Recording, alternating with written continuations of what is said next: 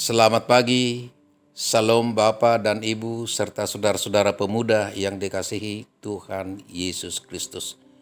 Hari ini Jumat 16 September 2022, saya Pendeta E.H. Sibarani bersama istri akan membagikan renungan harian yang dikeluarkan Majelis Sinode GKO dengan pola pembacaan Alkitab 4M, menerima, merenungkan, melakukan, dan membagikan, dengan tema diubah menjadi teladan.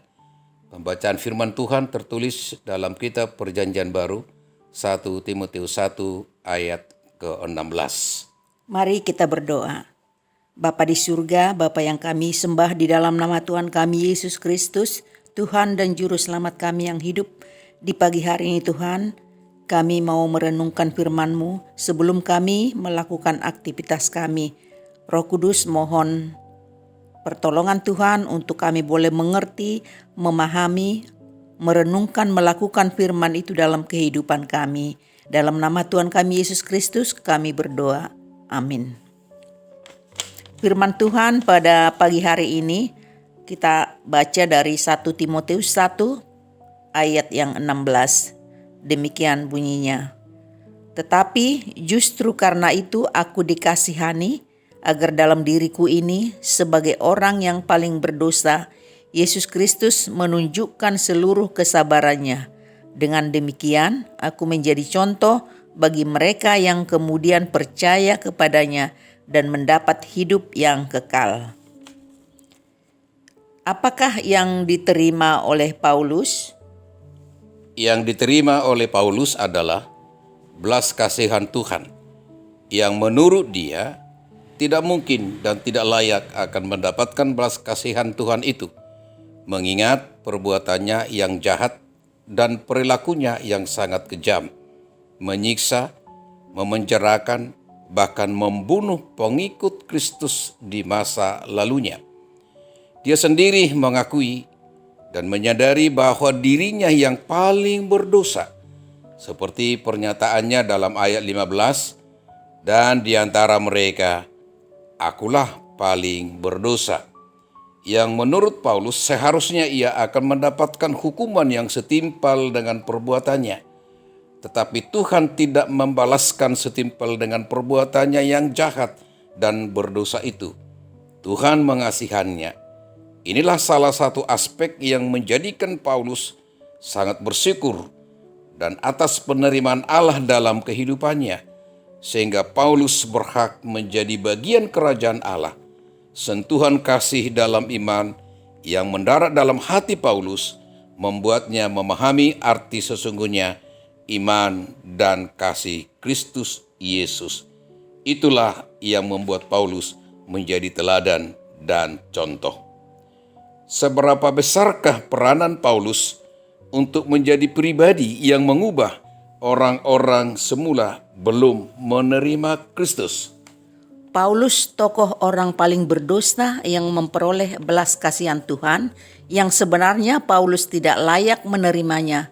Namun Tuhan melayakkan dia menerimanya supaya hidupnya menjadi contoh dan model dalam pengungkapan akan betapa besarnya dalamnya kemurahan dan kasih Kristus yang sangat panjang sabar terhadapnya dan kepada umat yang percaya kepada Kristus.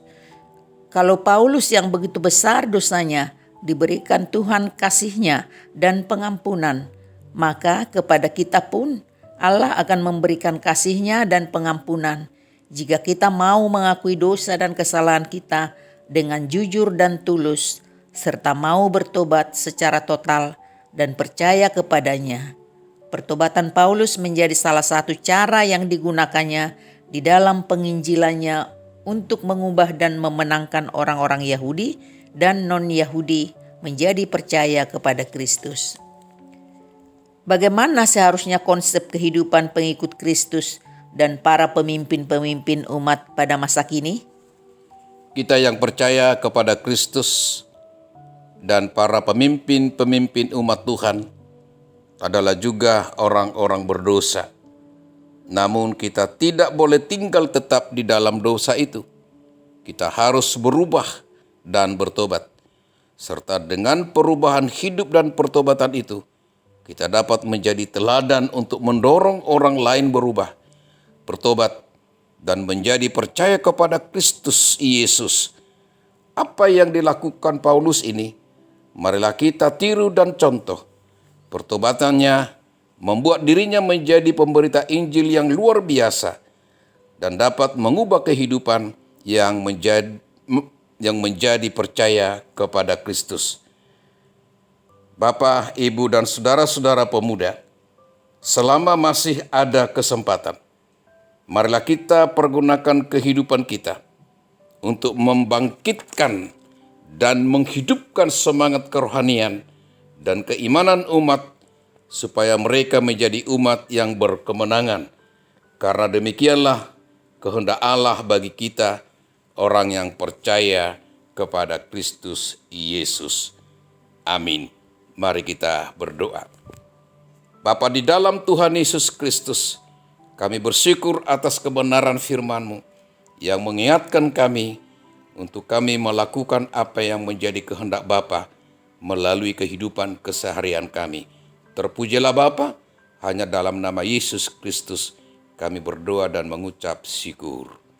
Amin. Selamat beraktivitas, jalanilah kehidupanmu hari ini bersama Tuhan. Tuhan Yesus memberkati.